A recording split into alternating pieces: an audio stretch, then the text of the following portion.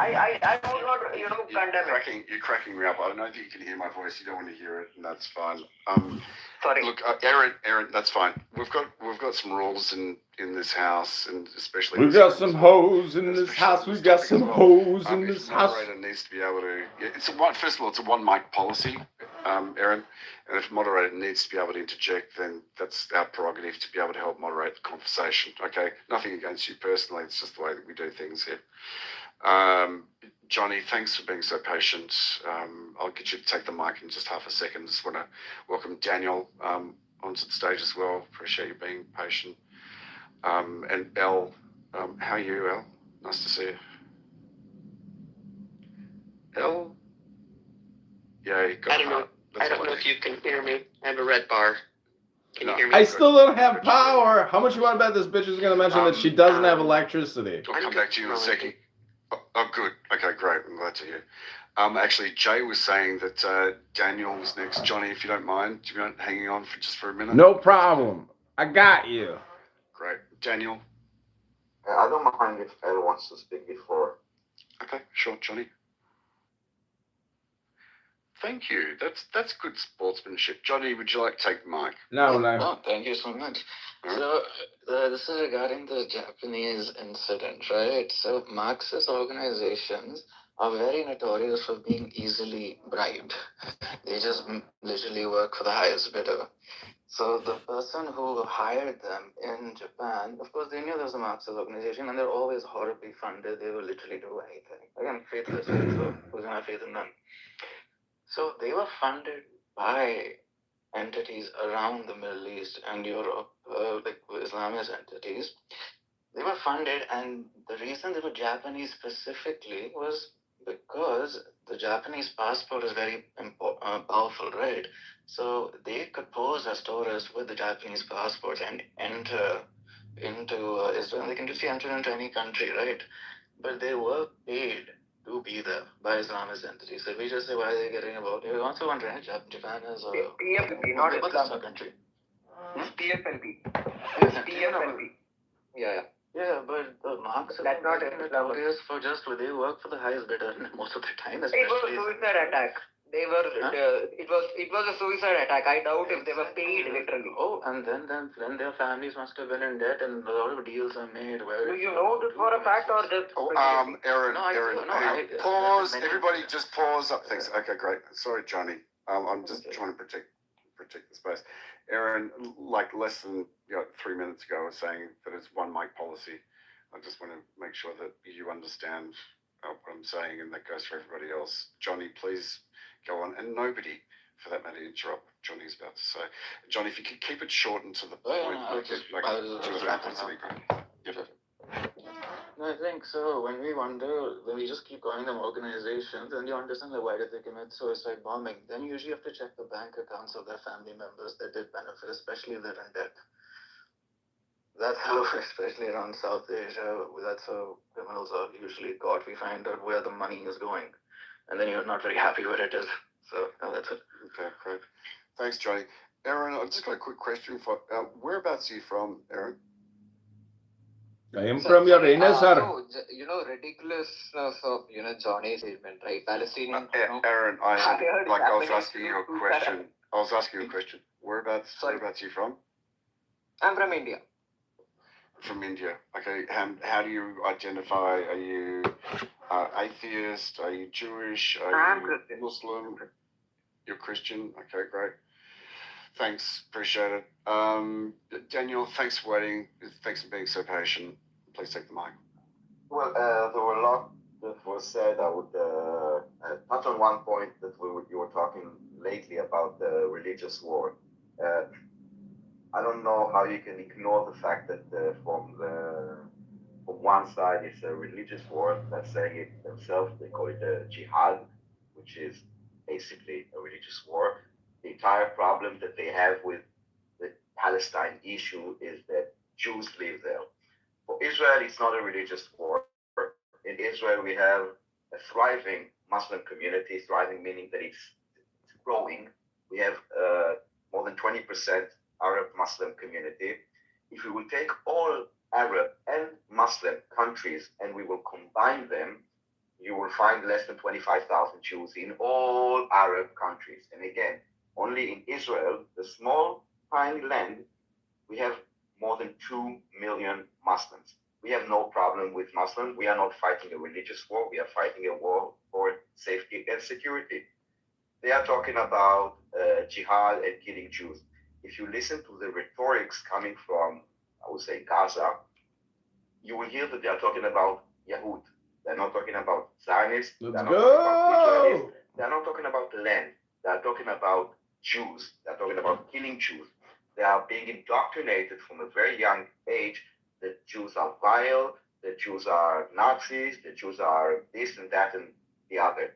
I understand that there are many Muslims around the world that believe that Islam is the religion of peace, and I'm not saying necessarily that it's not, but you need to also acknowledge that you have that some people or some organizations, some countries are weaponizing Islam and a weapon, and they are indoctrinating using the to hate and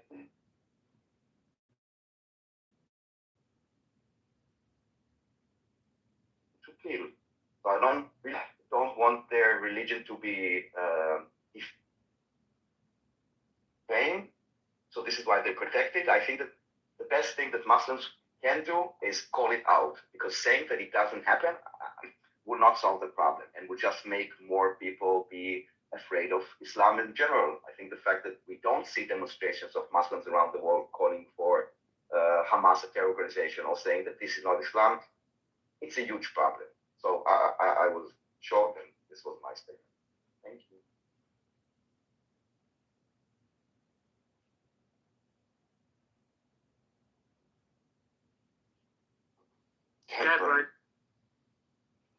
Yeah, I mean, I totally agree.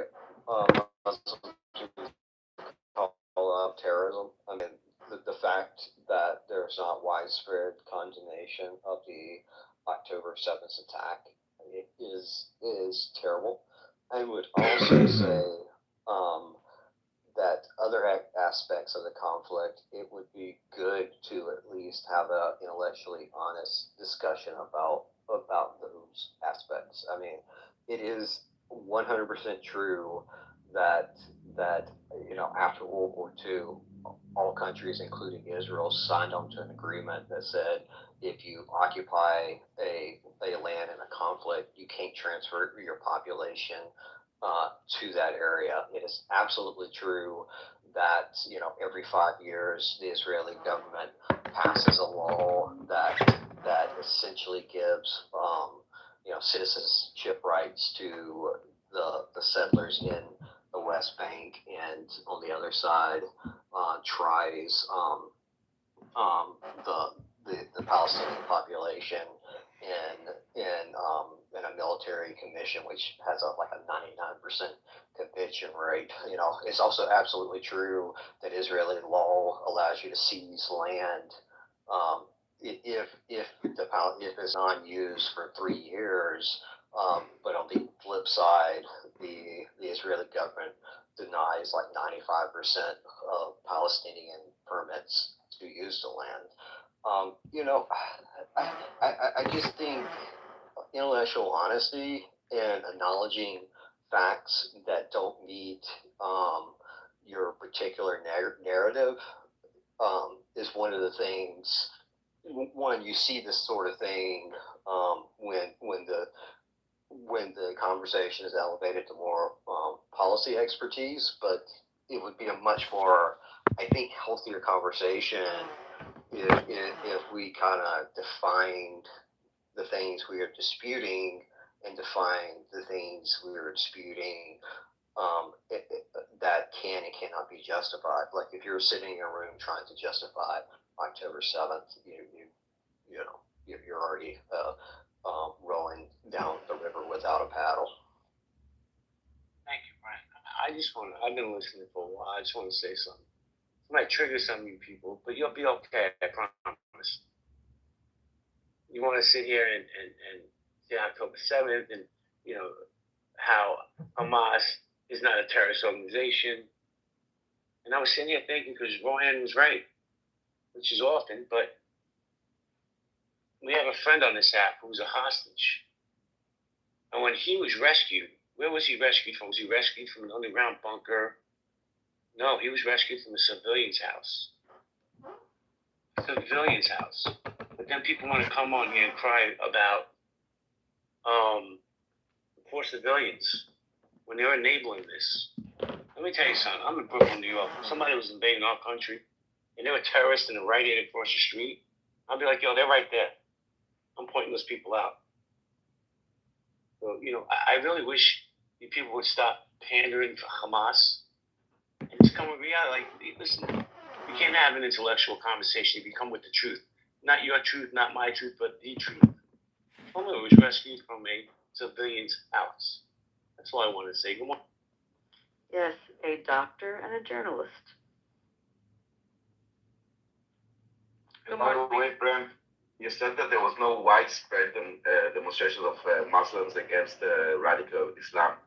It's not the problem. Is not that there's no widespread. There's nothing at all. Like there are 2 billion Muslims. I'm talking about 50 Muslims, not 100,000. 50 Muslims that will go on the streets of London and will scream, "Not in my name." You know what? 10. Daniel, you made this point long back in one of your rooms, and I said that that's not true. I was even ready to give you exact proof of that. You kicked me out exactly at that time. And now you're repeating that same lie again. Day Why after is day it a lie? When was That's the pretty demonstration? shameless, dude. That is very shameless. It's No, an show me the absolute demonstration. fucking lie to say that, normal Muslims in London, right, have not spoken out against ISIS. That's an absolute shameless lie. There have been plenty of, examples of, Muslim community in UK who have voiced against extremists, Islamic terrorists. They have done this consistently. They do it basically every month. Even last week also they did it when they were falsely accused of Southport, stabbing. And when Andy, Muslim riot took place in UK on the false news that it was a Muslim who did it. Aaron, And show me it is the very shameless of you I to got say it. that. Show me one. Show me one demonstration. I'm not. You should not have kicked me out that day. Let him talk. You should not have kicked me out that day. It happened just this week. I could give you an example from just 1 last second. Relax. Your Relax, 1 second. ignorance You is said not. Hang on, your Aaron, ignorance wait, is not a pause. proof Everybody of what pause. you said. Aaron, You are the one who have to prove Okay. it. You are the one who have to prove it. Aaron. Okay, Can you? thanks. I'm asking. No, hang on, you said that I- Daniel, hang on for a second, okay? Aaron, I know that you don't have a hearing difficulty because you can hear what I'm saying at the moment. And this goes for anybody else, okay? When either myself or Jay or any moderator needs to be able to interject, just listen out for our voice. It's not an indication that you need to be able to talk over us. There's a reason why we need to be able to interject. Thanks. Just let's have a respectful conversation in all directions. Got it? So instead of calling me a liar, expose me as the liar to the room and put a link to show us there was one demonstration in the last 9 months saying that Hamas is a terror organization by Muslim or calling them, saying that it's not in my name. Expose me as a liar. Don't say I'm a liar. Prove me and tell me and show me this demonstration that happened in London, in New York, in Paris, whatever you want. Okay, I'll go on better. Aaron, hang on for a second. I think the point that Daniel is making, just take it for what it is, okay? That what he's saying is that there has been an overwhelmingly vast percentage of people who are being pro-Palestinian, out and marching and so forth from literally the 8th of October, okay? Been out there and being pro-Palestinian, but nothing has come out effectively, right? Being, wow, what happened October the 7th is terrible. Okay, virtually nothing by comparison. That's what he's saying. So forgetting about splitting hairs and saying, okay, well, there's 1 or 2 organisations here and there, and you know what? Great. At least there might be some. But the overwhelming percentage of people didn't give a shit. They did not give a damn. There was no condemnation whatsoever. No condemnation. Okay, nothing outspoken. There was no reaching out from organisations saying, "Oh, okay, look, we're terribly sorry. This is terrible. We need to do something about this." No, that hasn't been in the media That doesn't come out at all. In fact, what has happened, and this is the crazy part, okay? This is the crazy part. There has been an increase of over 700% of anti-Semitic attacks around the world. Get that. So October the 7th happens. The worst event that's happened to Jews around the world since the Holocaust, and starting off on October the 8th, we've got people who are getting together, at the Sydney Opera House, calling out, gas the Jews, blah, blah, blah. Seriously? And then 700% increase in anti-Semitic attacks around the world. As opposed to, oh, shit, what happened was absolutely horrific. Women don't deserve to be stabbed in their vaginas and then be shot in the head. Men don't deserve to be able to have their heads cut off with spades. Babies don't deserve to be burnt alive. Okay, this is the ridiculous part about it, and yet there's justification, right? In some ways, I'm calling it a resistance movement. Okay, there's the lack of willingness to be able to take ownership and responsibility and say, hey, you know what? There is a problem within Islam. That we have all these terrorist organizations around the world. Something needs to be done. We need to stand up to it. But no, it's happened. The reverse has actually occurred. And what we're seeing here, right, as part of this conversation, sure, there's been some elements of, okay, we'll take a little bit of ownership here, okay? But just a lack of intellectual honesty. All right, let me jump in here, bro. Hold on, hey, hold on. Heard from both of you plenty. But I want to hear from Albie, because he said in the chat it's about land first, then religion. Albie, you there? Albie? Yeah, I'm here. Yep. All right, you got the mic. I'll expound on what you wrote in the chat.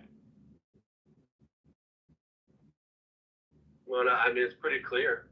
I think it's first land, and secondly, it's belief structure, which, obviously, if you believe one way and you live on the border with guys with guns and people who support them around the world on both sides, what do you think is going to happen?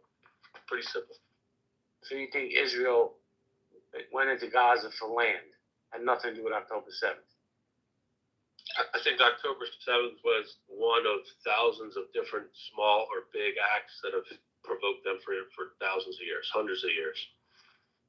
So Israel deserved to be attacked on October 7th is what I'm gathering you saying. Innocent civilians, children, women, that's okay. I'm just curious. Has it ever happened before? Yeah, it has. Correct. I'll tell you, I'll explain to you, there have been tens of thousands of rockets that have been exploded and directed towards Israel, towards indiscriminate civilian locations with the purpose of killing as many Jews, as many Israeli civilians as possible. This has been going on for a long, long time. I don't know whether you're new into this conversation, whether you understand or appreciate what this is about. Ever since 1948, right, there's been this desire to be able to wipe Israel off the planet. And to be able to commit a genocidal war. It's documented, it's history, it's proven, it's fact. If the Arab / Muslim countries in 1948 had said, you know what, this is fair. We're going to create a two-state solution here. There's going to be a Palestinian state, and there's going to be a Jewish state called Israel. We accept it. We wouldn't be having this conversation. There wouldn't have been men, women, children being killed over all these years.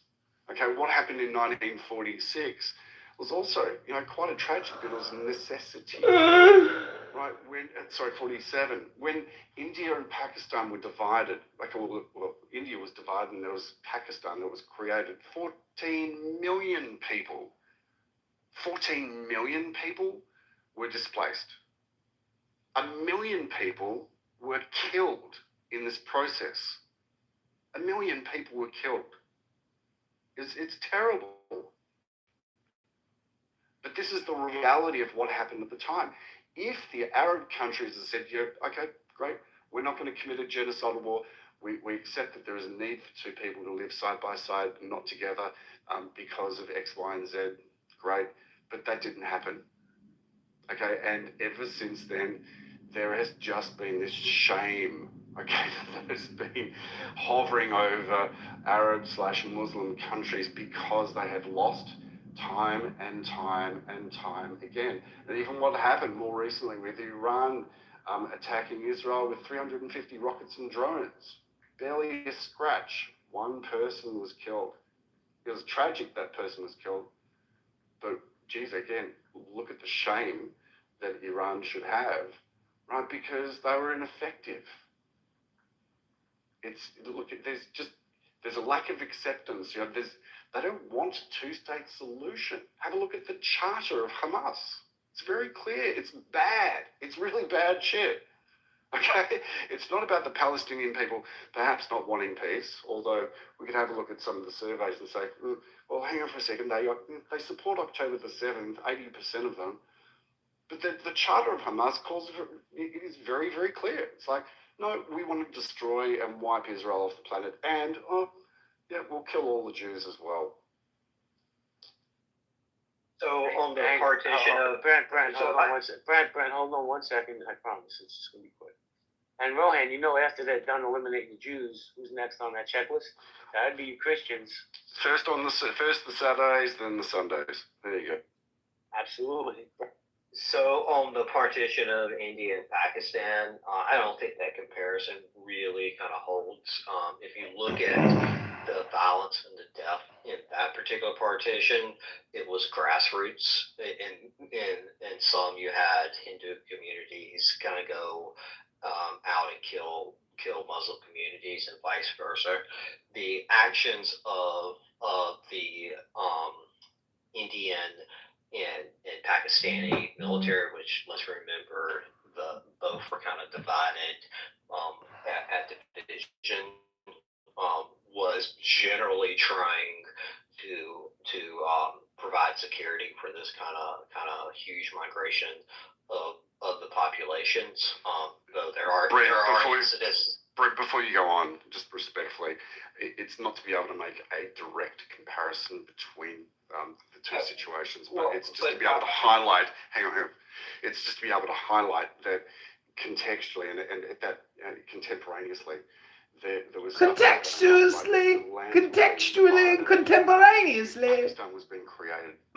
Pakistan. Transjordan was Pakistan. Palestine as well. Things were happening at that point in time. That's more the context. Just please continue. So I was coming to my point. My point is, in 47, there is quite a bit of evidence that it was Israeli government policy to remove Palestinian village and do it by force. That was documented in Morris's book, 1947.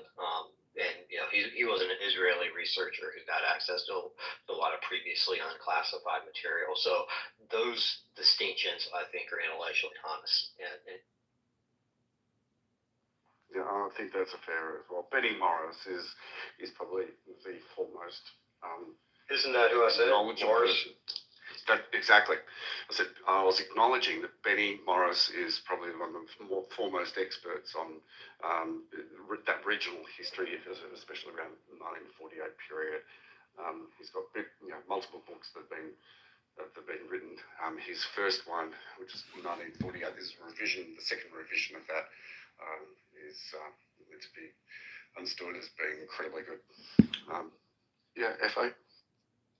Yeah, first of all, I want to go back because Ram, I hear you that you speak always about Islam. I want to challenge you and everyone in the room who can bring me a clearly text where it's writing in the Quran that Muslims need to kill any Jews like that, write it like kill the Jews or the Christianity. I have challenged everyone in this room. If it was that writing, bring that to me. But the other who speak that in Islam or the Quran says that kill everyone who is not a Muslim and kill everyone That's all is lying because you don't understand the Quran. Please let me finish. Hang on. You're asserting something that I have not said and I've never said. So I just want to clarify. I've never said that there is documented evidence in the Quran saying that Muslims should go and kill Jews. Okay, just to clarify. But to be able to, at the same time, I'll posit back. Hang on. Okay, no. No, that's not something that I've said.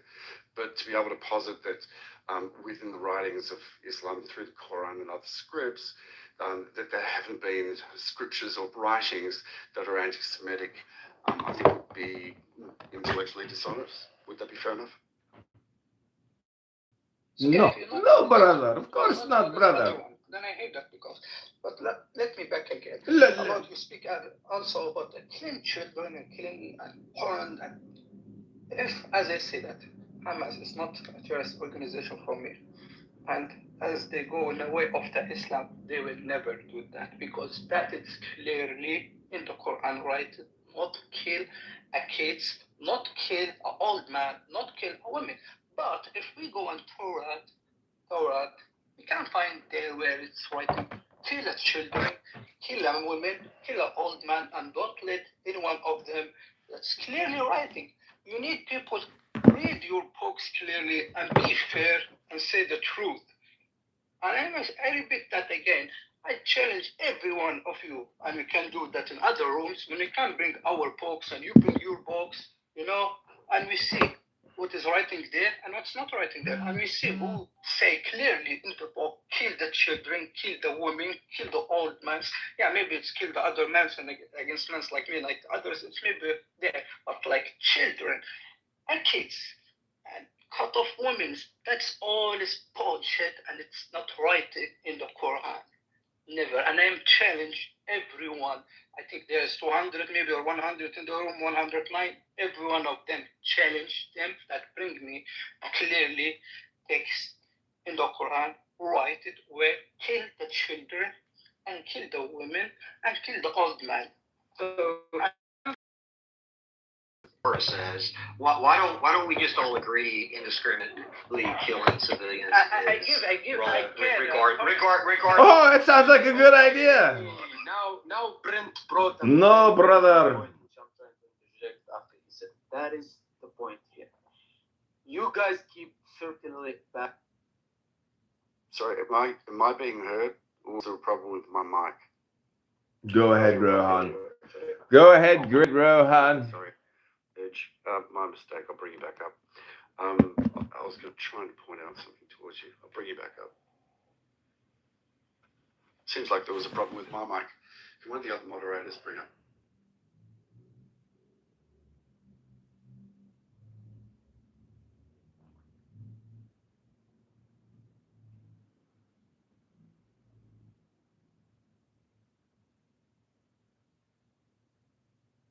Different books. There are going to be passages in there that we look back on and say, okay, this is not quite right. And that's fair enough. I don't think we'd have an argument with that. That's perfectly fine.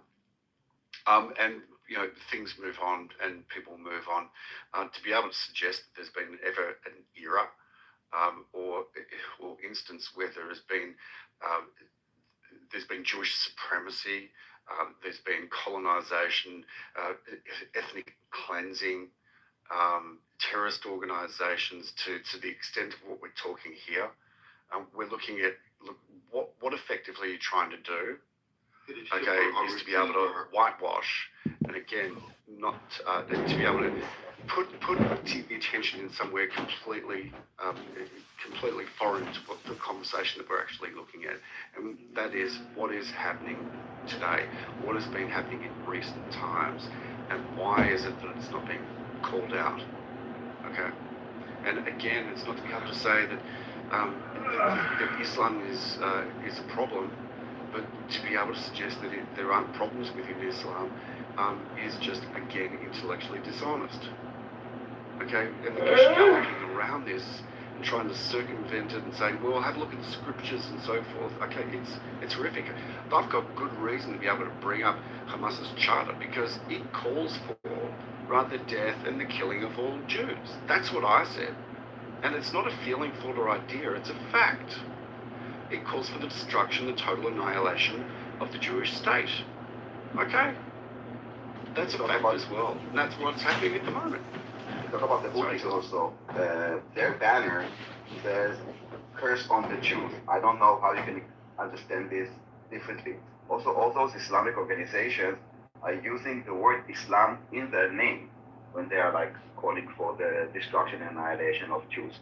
So I don't know if it says in the Quran or not. What we are saying is that Daniel, Islam it's is not being. right in the Quran. In the Quran, What? what did you Hold speak on. about? I didn't say it. I didn't say it. No, let me just finish. Let Daniel finish. One sentence. You can go, okay. One sentence.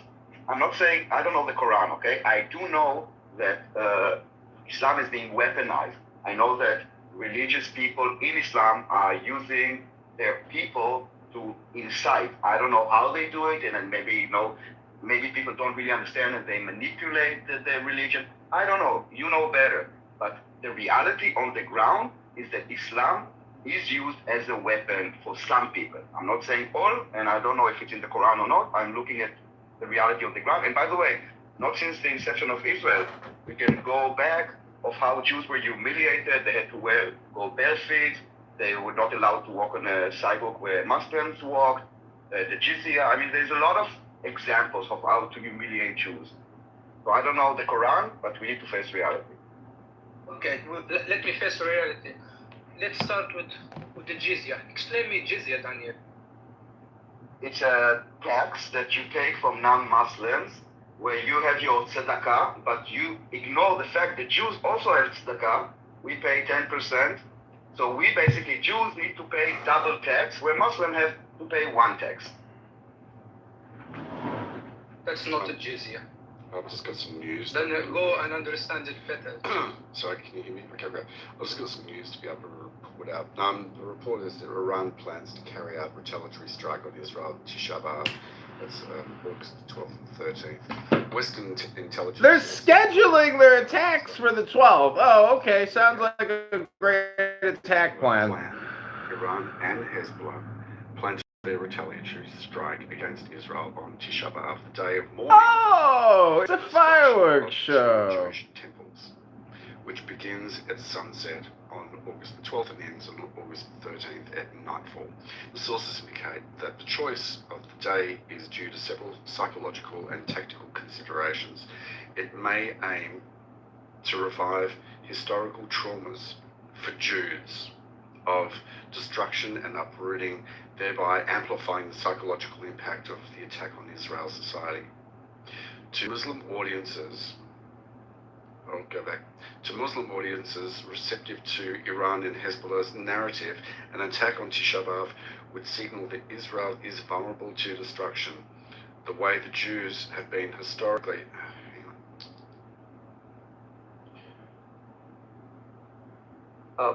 If I may add another. Hang on for a second. Tisha B'Av would be signal that Israel is vulnerable to destruction, the way Jews have historically been the source at. A large-scale attack on a day of religious significance may also exploit Israel's lowered defences and increase the state of chaos, the way Egypt did with its surprise attack on Yom Kippur in 1973, the source adds. Okay, I think it's really interesting that report comes out like literally right now. That is literally hot off the press. To be able to suggest that there isn't any sort of religious connection, right, with this war, again, this is just another element of proof to be able to suggest otherwise.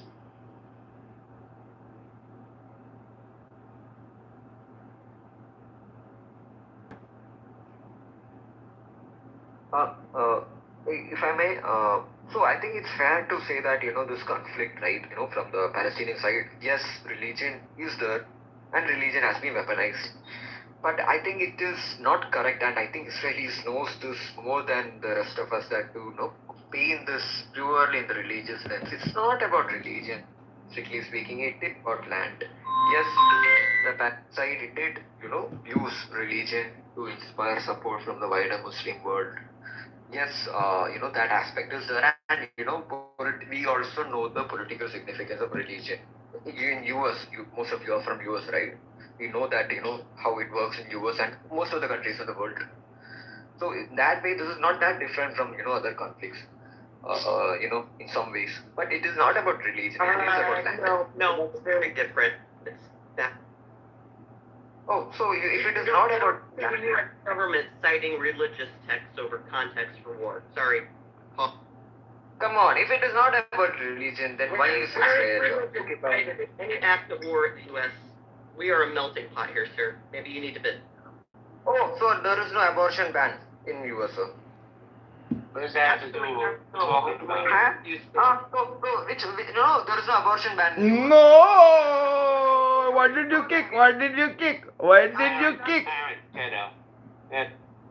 See, here's the problem. When you speak about shit like that you don't know, it's kind of comical because we're a collection of states. So there are a few states that they're. People cross. Salutations, Grand Phoenix Rising, positive vibrations. Man, you okay? You okay? You okay? Yeah, I'm okay. Hey, Gary, my bad, man. You okay? I'm good. Hey, all right, cool. Hey, Books, no, hey, man, have a little bit more respect, bro. So it's great to hear everyone speaking about what they find to be their purpose and how they are out and about influencing, trying to help and work together with others, collaborating in any form and fashion. Some of this has been going on forever. Some of it is destroyed by the system itself, torn down. If it ever gets a grip and start galvanizing people, that's when you know you've stepped on or you've challenged the system in a way that. Are you talking about the Jews?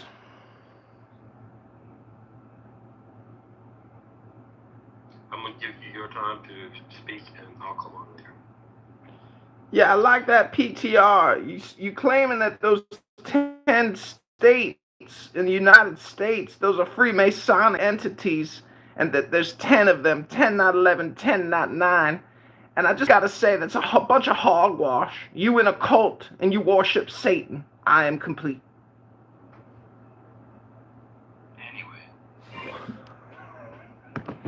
I shot him in the head, man. He shot me. It's all good. It's all good because to be honest. That man got one brain nerve neuron left and it is fried. Go ahead. No, and listen, trust me, it's fine.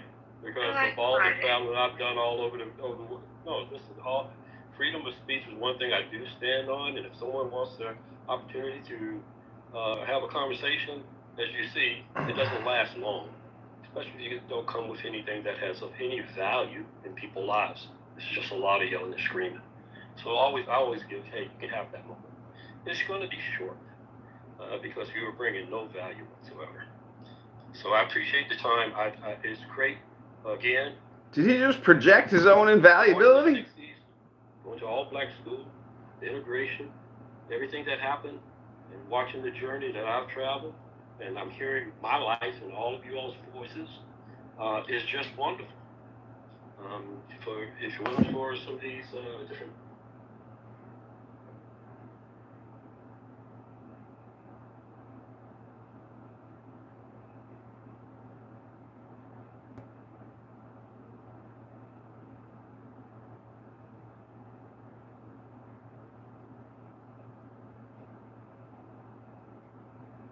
All right, this is Poetry Podcast.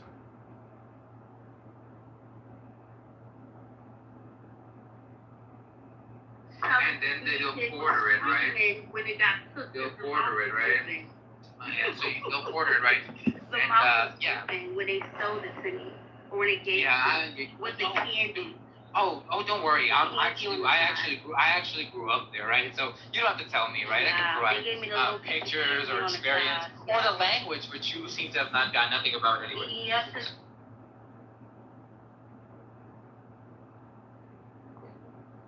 And systems of institutionalization and how hard it is to break out.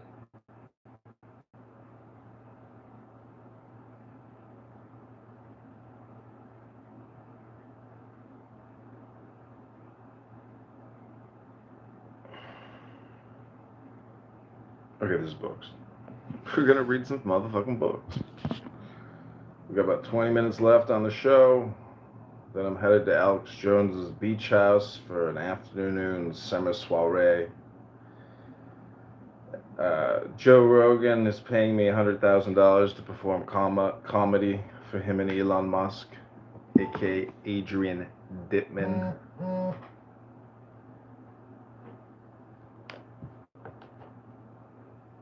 40 minutes, baby. Here we go. Let's wake it up. Of course, nobody text messages me. That means that no one actually wants to see me or hang out with me. I get the feeling it's because I'm so handsome and funny and sophisticated that people are intimidated by my je ne sais quoi. They're calling me the 99-cent store of Andrew Tate. That's right, I am technically the 99-cent store of Andrew Tate's. Shall we read a book? What do you say? Can we pray the gay away? I don't think so. I think we're gay and we're here to stay. Oh well, I guess we'll just have to deal with it some other way. Okay, I'll be back.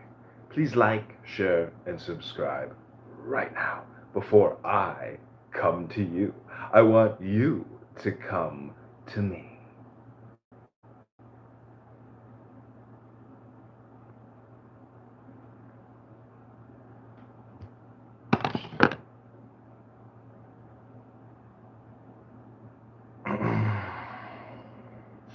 Okay, everybody, this is Adrian Dittman, aka Elon Musk. Go to adriandittman.com.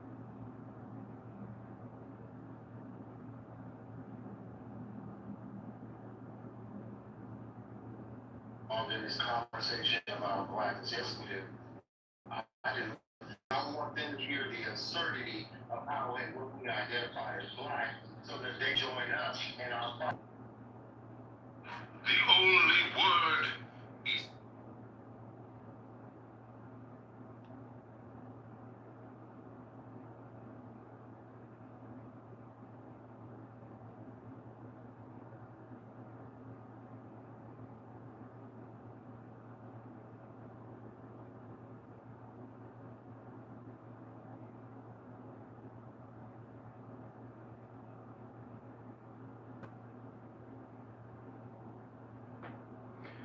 Hey everybody, this is Adrian Dittman, aka Elon Musk, CEO of Tesla, SpaceX, X platforms.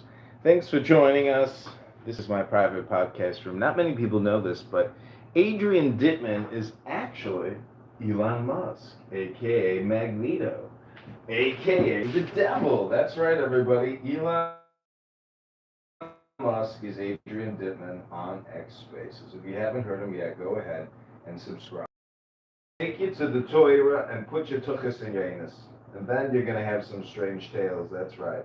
We can't thank you enough for coming. You hit the bullseye, ladies and gentlemen, by coming to the correct YouTube channel. No, we're not a clown, I swear to God. We're more of a Disney Mickey Mouse, that's right. Or at least a Sesame Street, that's right. Open Sesame! Open Sesame! Hey, everybody, this.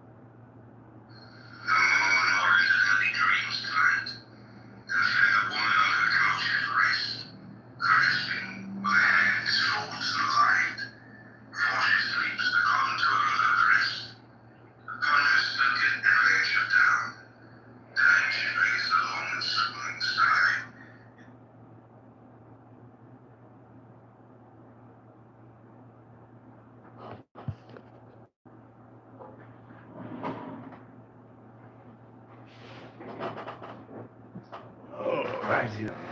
One little poem for the streets.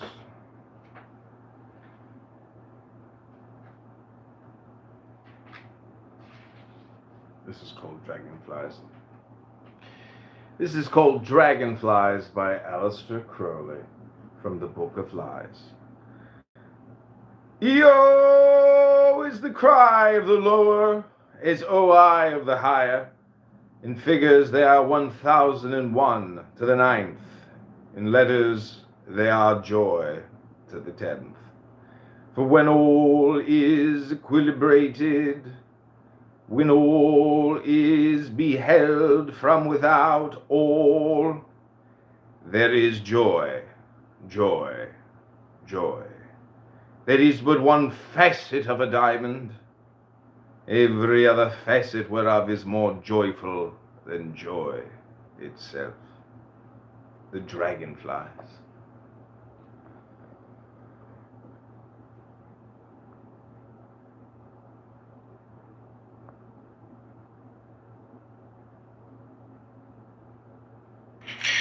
This is called Dragonflies by Aleister Crowley from the Book of Lies. Yo is the cry of the lower, is OI of the higher. In figures they are 1001 to the 9th. In letters they are joy to the 10th. For when all is equilibrated, when all is beheld from without all, there is joy, joy, joy. There is but one facet of a diamond, every other facet whereof is more joyful than joy itself. The dragonflies.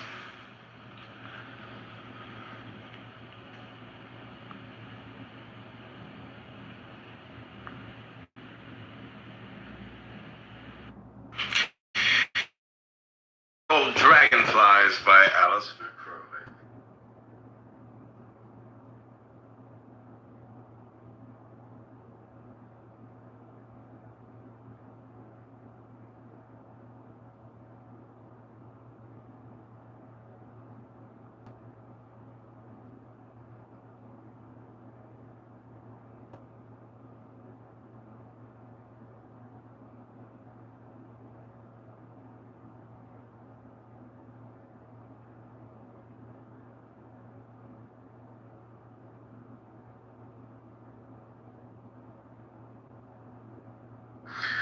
Hey everybody, this is Adrian Dittman, aka Elon Musk, CEO of Tesla, SpaceX, X platforms. Thanks for joining us. This is my private podcast room. Not many people know this, but Adrian Dittman is actually Elon Musk, aka Magneto, aka the devil. That's right, everybody. Elon Musk is Adrian Dittman on X Spaces. If you haven't heard him yet, go ahead and subscribe. And we're going to take you to the Torah and put your tuchus in your anus. And then you're going to have some strange tales. That's right. We can't thank you enough for coming. You hit the bullseye, ladies and gentlemen, by coming to the correct YouTube channel. No, we're not a clown, I swear to God. We're more of a Disney Mickey Mouse. That's right. Or at least a Sesame Street. That's right. Open Sesame! Open Sesame!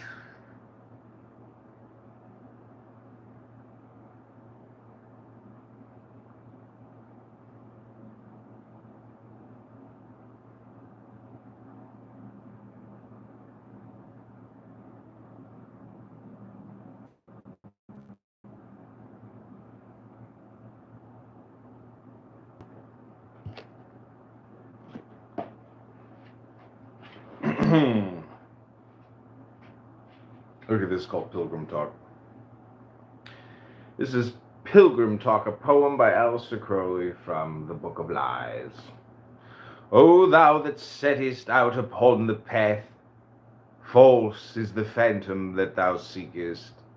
When thou hast it, thou shalt know all bitterness, thy teeth fixed in the Sodom apple. Thus hast thou been lured along the path, whose terror else had driven thee far away. O thou that stridest upon the middle of the path, no phantoms mock thee, for the stridest sake thou stridest. Thus art thou lured along the path whose fascination else had driven thee far away. O thou that drawest toward the end of the path, if it is no more, faster and faster dost thou foul. Thy weariness is changed into ineffable rest, for there is not thou upon that path, thou hast become the way. This is Pilgrim Talk, a poem by Aleister Crowley from the Book of Lies.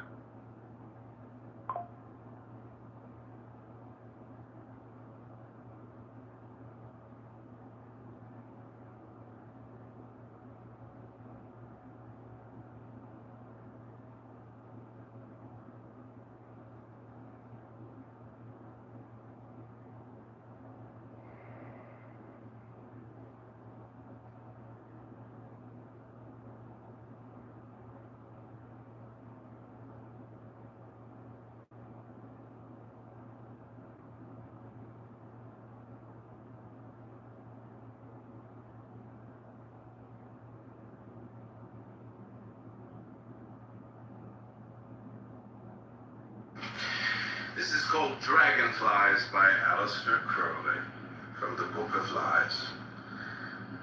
Yo is the cry of the lower, is OI of the higher. In figures there are 1,001 to the 9th. In letters they are joy to the 10th. For when all is equilibrated, when all is beheld from without all, there is joy, joy, joy. There is but one facet of a diamond. Every other facet whereof is more joyful than joy itself. The dragonflies.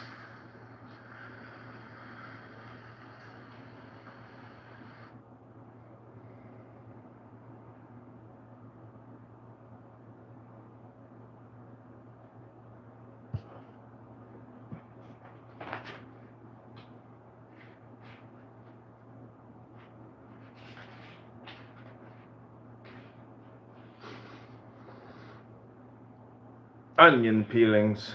The universe is the practical joke of the general at the expense of the particular, quoth Freda Perdurabo, and laughed. But those disciples nearest to him wept, seeing the universal sorrow. Those next to them laughed, seeing the universal joke. Below these certain disciples wept, then certain laughed, others next wept, others next laughed. Next others wept, next others laughed. Last came those that wept because they could not see the joke, and those that laughed lest they should be thought not to see the joke, and thought it safe to act like Freda Perdurabo. But though Freda Perdurabo laughed openly, he also at the same time wept secretly, and in himself he neither laughed nor wept, nor did he mean what he said.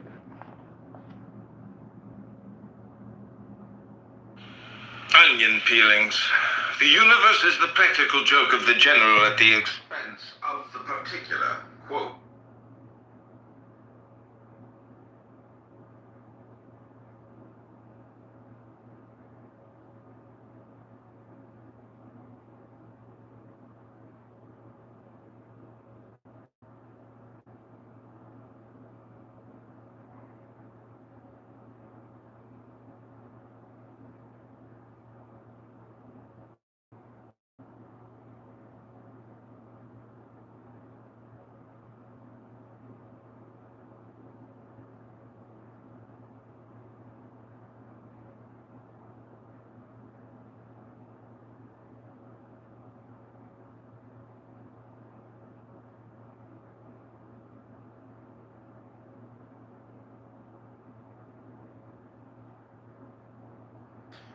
This is Pilgrim Talk, a poem by Aleister Crowley from the Book of Lies.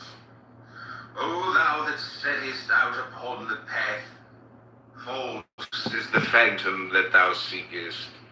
When thou hast it, Thou shalt know all bitterness, thy teeth fixed in the Sodom apple. Thus hast thou been lured along the path, whose terror else had driven thee far away.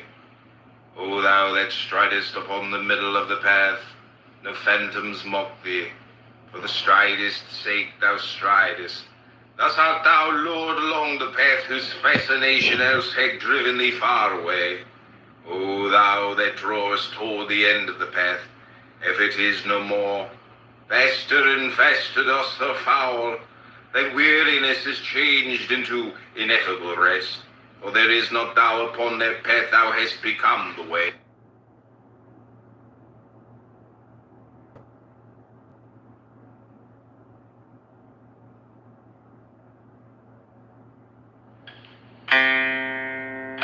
Welcome to the poetry of Alistair Crowley.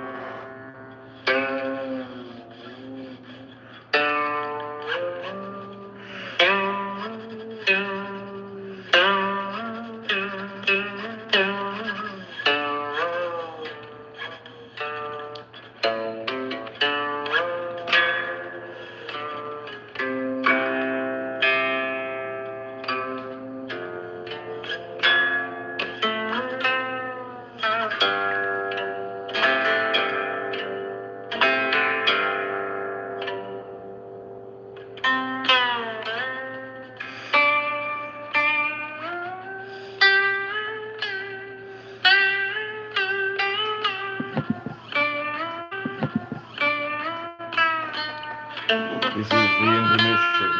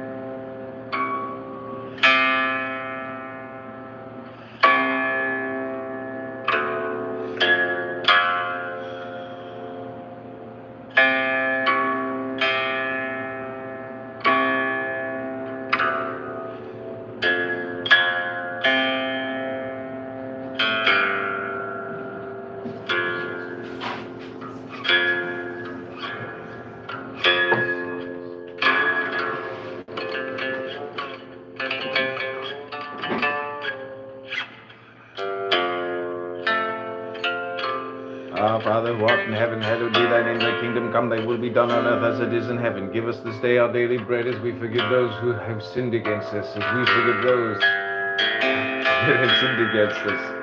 And may those that we have sinned against forgive us. Let us not seek out the evil one, and let the evil one not find us. All this I pray in the name of thy Son, Jesus Christ.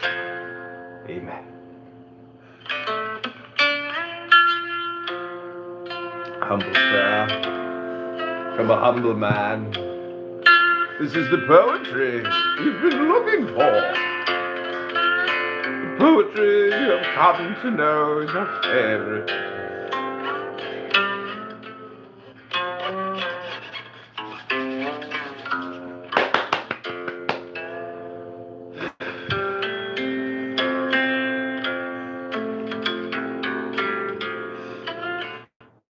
It's called onion peelings.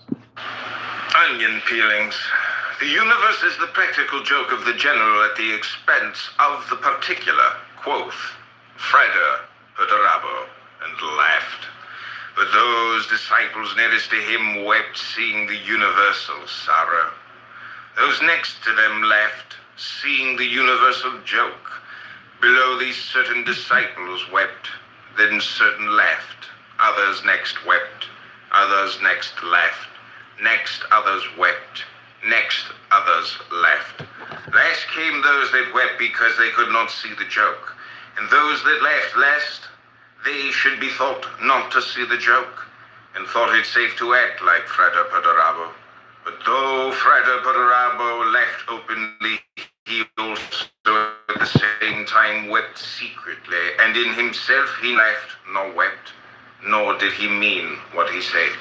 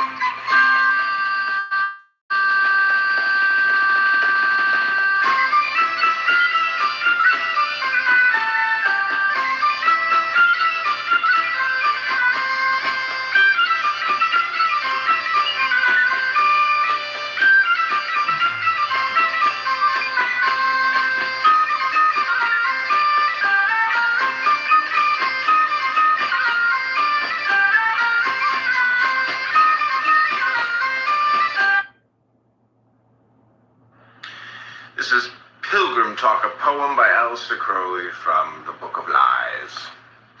O thou that settest out upon the path, false is the phantom that thou seekest. When thou hast it, thou shalt know all bitterness, thy teeth fixed in the Sodom apple. Thus hast thou been lured along the path, whose terror else had driven thee far away. O thou that stridest upon the middle of the path, no phantoms mock thee, for the stridest. Thus art thou lured along the path, whose fascination else had driven thee far away. O thou that drawest toward the end of the path, if it is no more, faster and faster dost thou foul, thy weariness is changed into ineffable rest. For there is not thou upon that path, thou hast become the way.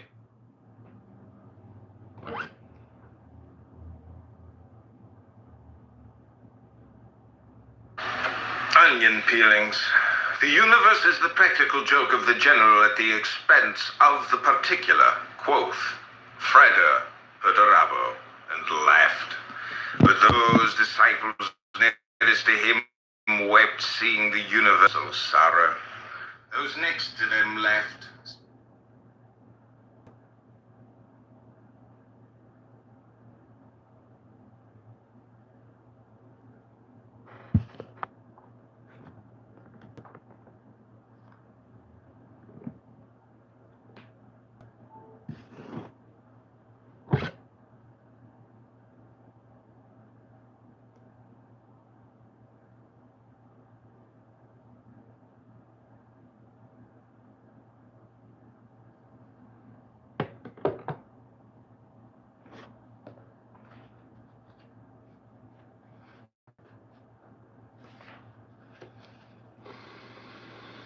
The gun barrel, mighty and erect is the will of mine, the pyramid of fire whose summit is lost in heaven.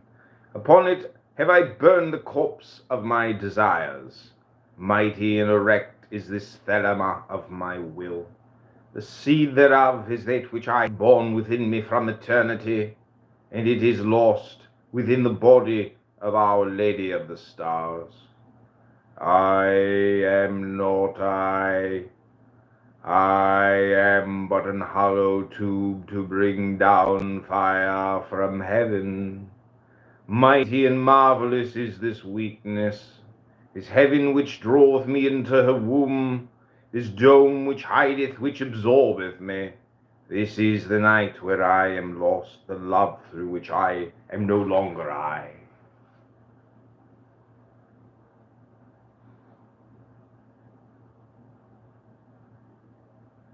The gun barrel, mighty and erect is the will of mine, the pyramid of fire whose summit is lost in heaven.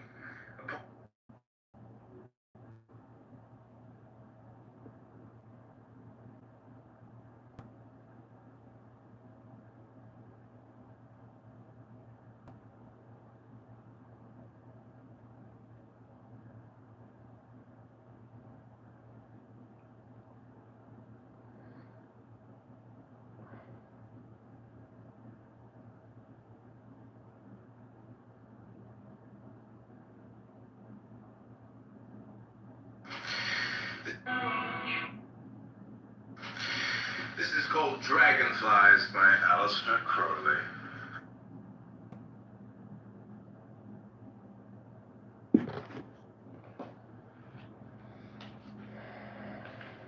Okay, this is called Stag Beetle. The stag beetle. Death implies change, and individuality, if thou be that which hath no person, which is beyond the changing, even beyond changelessness. What hast thou to do with death? The bird of individuality is ecstasy. So also is its death. In love, the individuality is slain. Who loves not love? Love death, therefore, and long eagerly for it. Die daily.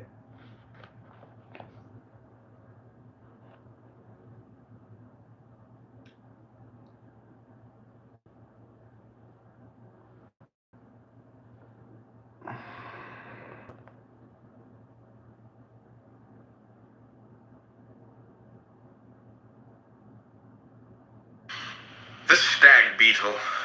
Death implies change, and individuality, if thou be that which hath no person, which is beyond the changing, even beyond changelessness. What?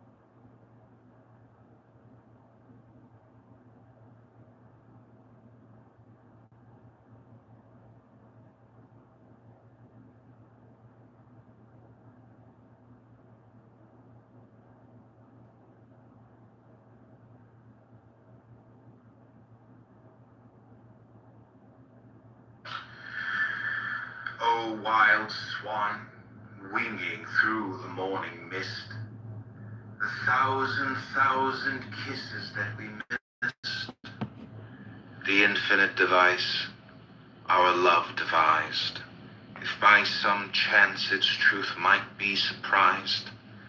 Are these all past? Are these to come? Believe me, there is no parting. They can never leave me. I have built you up into my heart and brain, so fast that we can never part again. Why should I sing you these fantastic psalms, when all the time I have you in my arms? Why? 'Tis the murmur of our love that swells, earth's dithyrambs and ocean's oracles. But this is dawn, my soul shall make its nest, where your sun... Hear me, Lord of the stars, for thee I have worshipped ever with stains and sorrows and scars, with joyful endeavor. Hear me, O lily-white goat, O crisp as a thicket of thorns, with a collar of gold for thy throat, a scarlet bough for thy thorns. Here, in the dusty air, I build thee a shrine of you. All green is the garland I wear, but I feed it with blood for dew. After the orange bars that rid the green west dying are dead,